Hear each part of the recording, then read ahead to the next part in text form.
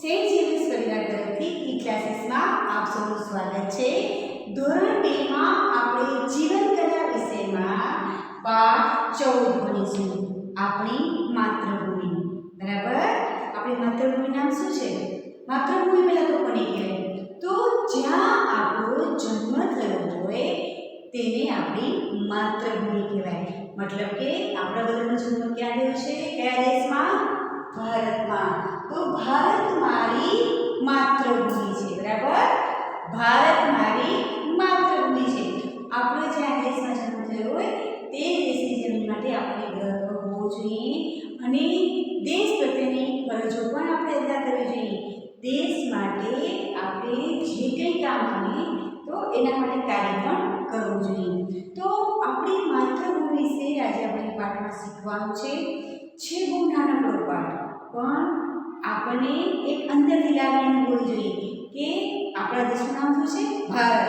અને આપણને આપણા દેશ માટે ગૌરવ અનુભવવું જોઈએ કે આપણા દેશમાં વિભિન્ન જાતિના લોકો રહે છે.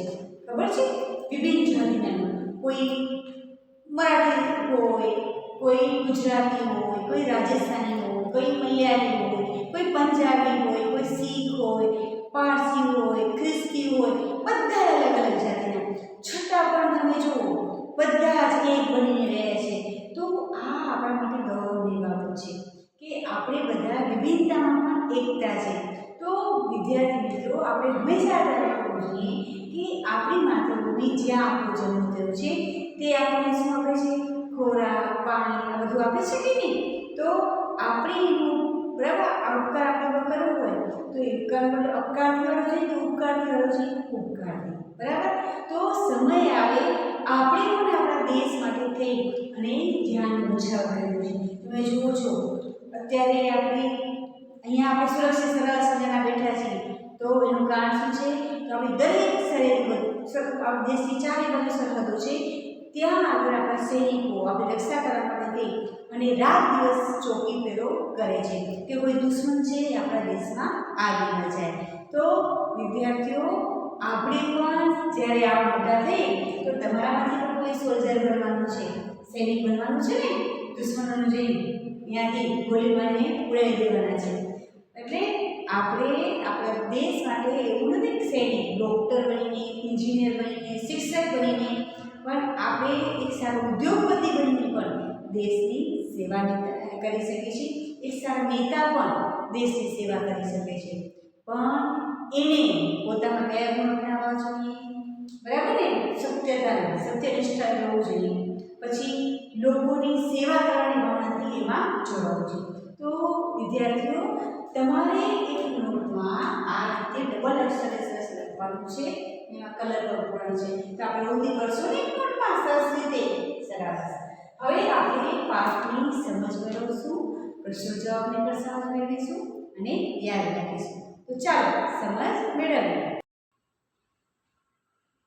પાઠ 14 આપણી માતૃભૂમિ. બરાબર?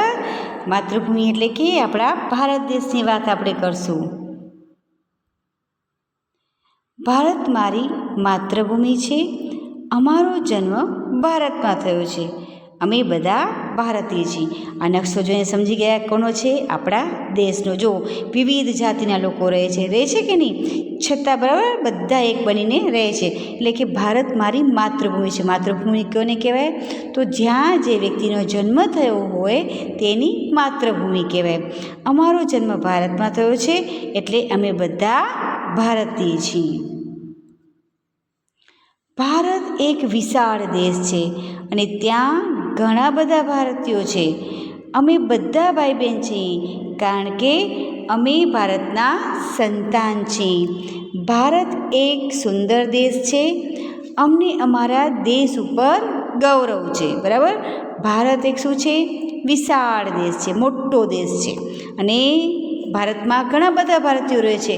તમે જુઓ છો કે વિવિધ જાતિના લોકો બરાબર ભારતમાં રહે છે અને બધા સંપીને એક સાથે રહે છે. અને એટલે અમે બધા ભાઈ બહેન છીએ કારણ કે બધાનો જન્મ ક્યાં થયો છે? ભારતમાં થયો છે. એટલે આપણે બધા ભાઈ બહેન છીએ અને આપણે ભારત માતાના સંતાન છીએ. કોના સંતાન છીએ? ભારત માતાના. ભારત એક સુંદર દેશ છે. ખરેખર ભારત એક બહુ સુંદર દેશ છે. જો આપણા દેશમાં એટલી બધી સુંદર જગ્યાઓ આવેલી છે ને કે આપણે વિદેશ ફરવા જવાની પણ જરૂર રહે નહીં. એટલા સુંદર આપણે અહીંયા સરસ મજાના ફરવાના સ્થળો છે.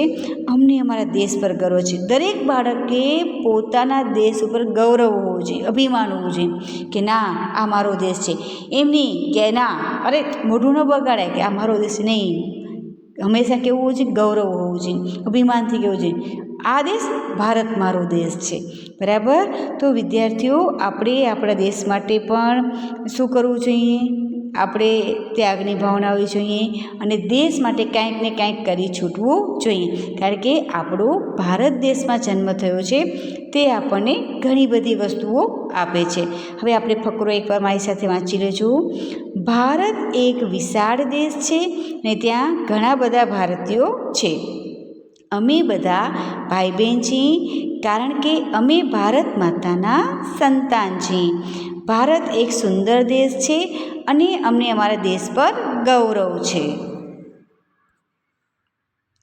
હવે પ્રશ્નો જવાબ. નીચે આવેલા પ્રશ્નો જવાબ જુઓ. બધા ભાઈ બહેનો ભારતીય કેવી રીતે છે? કારણ કે બધાનો જન્મ ભારતમાં થયો છે. બરાબર. કારણ કે બધાનો જન્મ ભારતમાં થયો છે. આપણી માતૃભૂમિ કેટલી મોટી છે? તો આપણી માતૃભૂમિ વિશાળ છે. શા માટે માતૃભૂમિ કહેવાય છે? કારણ કે આ દેશમાં આપણો જન્મ થયો છે માટે ભારત માતૃભૂમિ કહેવાય છે. હવે પ્રશ્ન જવાબ ફરીથી એકવાર જોઈએ. બધા ભાઈ બહેનો ભારતીય કેવી રીતે છે? કારણ કે બધાનો જન્મ ભારતમાં થયો છે. આપણી માતૃભૂમિ કેટલી મોટી છે? તો આપણી માતૃભૂમિ વિશાળ છે. શા માટે આ માતૃભૂમિ કહેવાય છે? કારણ કે આ દેશમાં આપણો જન્મ થયો છે માટે ભારત માતૃભૂમિ કહેવાય છે.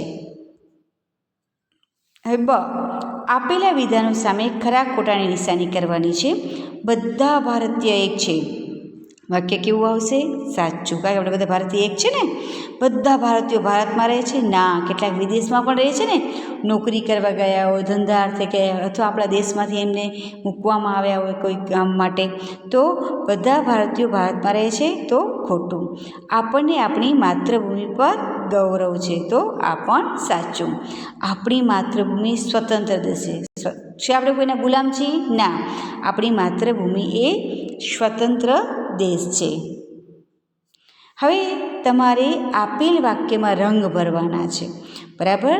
તો તમારે તમારી એક નોટમાં સરસ રીતે આવું ડબલ અક્ષરે લખવાનું છે અને એમાં તમારા મનગમતા કલર પૂરવાના છે. કોઈ એક કલર કહીને પણ સુંદર રીતે તમે એ લખી શકો છો. તો તમારા આ ડબલ અક્ષરે ભારત મારી માતૃભૂમિ છે એ નોટમાં લખવાનું છે. તો વિદ્યાર્થી મિત્રો, અહીં આપણો આ પાઠ છે પૂર્ણ થાય છે. જય હિન્દ.